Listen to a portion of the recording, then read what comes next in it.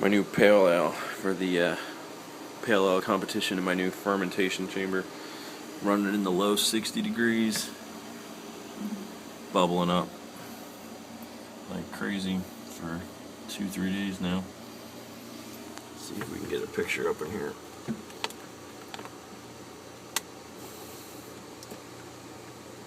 It's going wild.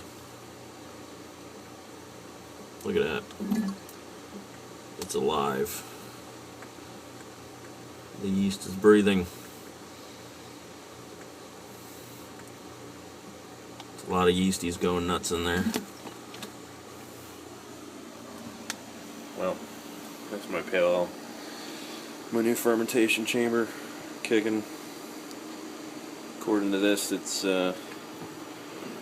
somewhere around 62 degrees or so. We'll see how it comes out. I got some fresh homegrown dry hops I'm going to put in here.